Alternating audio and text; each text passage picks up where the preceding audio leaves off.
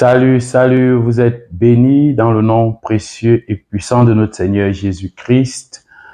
Vous êtes sur notre chaîne Terismos Global TV et que Dieu vous bénisse et laissons la parole de Dieu couler.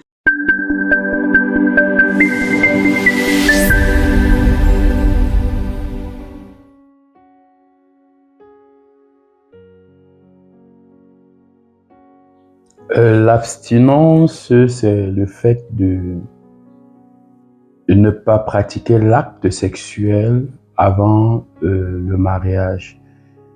Et c'est une recommandation biblique, c'est une recommandation de Dieu. Et toute personne qui pense que nous pouvons vivre une vie chrétienne sans abstinence est en train de se tromper. Parce que le fait de ne pas s'abstenir, même déjà, ouvre beaucoup de portes dans le monde spirituel. Et ces portes-là, généralement, détruisent la vie de ceux qui prétendent être chrétiens, mais qui mènent une vie sans abstinence. Et donc, nous avons des versets bibliques que j'aimerais lire par la grâce de Dieu, qui nous aident à comprendre pourquoi est-ce que nous devons nous abstenir. La Bible dit dans le livre de 1 Corinthiens 6 au verset 18, « Fuyez l'impudicité. Quelque autre péché qu'un homme commette, ce péché est hors du corps.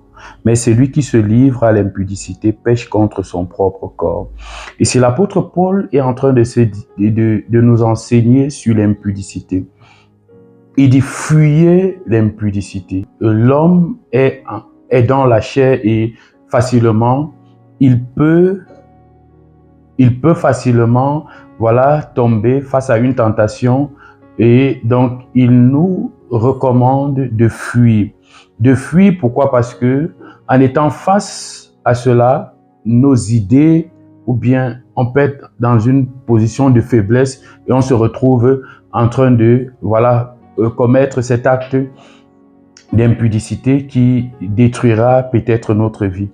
Donc il dit fuyez l'impudicité. Quel autre péché c'est hors du corps. Mais l'impudicité, c'est pécher contre son propre corps. Or, nous savons pourquoi il parle ici de pécher contre son propre corps. C'est parce que Dieu nous a donné cette enveloppe qu'on peut appeler corps aujourd'hui. Cette enveloppe est utile à Dieu parce que Dieu utilise cette enveloppe pour garder le Saint-Esprit. Voilà pourquoi la Bible dit que nous sommes le temple du Saint-Esprit. Et donc, quelqu'un qui porte le Saint-Esprit en lui, quelqu'un qui a Dieu en lui, ne devrait pas utiliser Dieu dans un but, dans un but, je peux utiliser quel terme ici, si je vais dire dans un but de débauche en fait.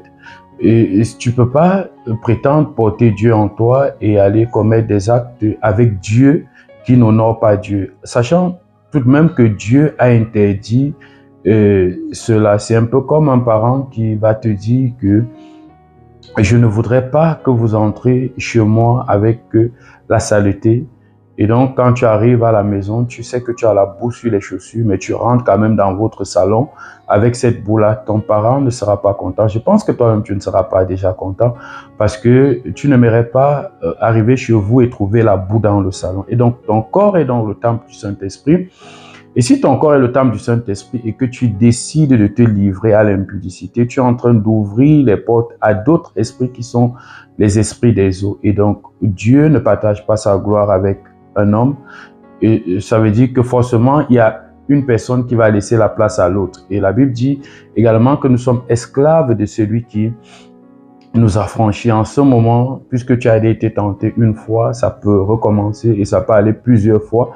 Et là, le Saint-Esprit va laisser place finalement à l'impudicité. Et là, on pourra te dire que tu es chrétien, mais malheureusement, les actes que tu poses ne glorifieront pas le Seigneur qui est notre Dieu. La Bible dit également dans le livre de 1 Thessaloniciens 4 au verset 3, « Ce que Dieu veut, c'est votre sanctification. Ce c'est que vous vous absteniez de l'impudicité. En effet, l'apôtre Paul aimait trop toucher ce point de l'impudicité. Pourquoi? Parce qu'il essayait un peu de mettre l'homme sur la balance.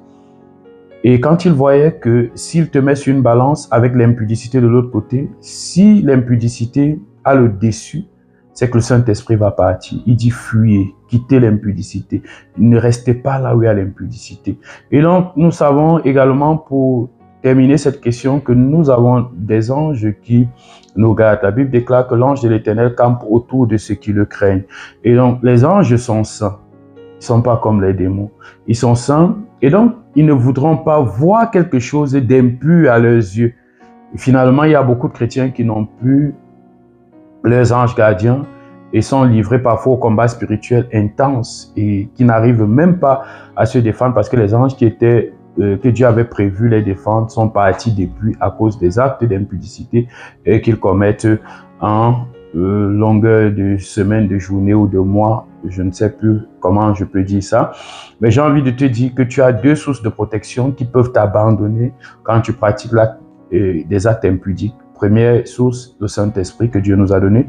Deuxième source, les anges que Dieu nous donne également pour notre protection. Donc voilà, et si ces deux sources-là sont parties, ne croyons pas qu'il y ait une autre source de protection parce que l'homme ne peut se protéger lui-même. Alléluia.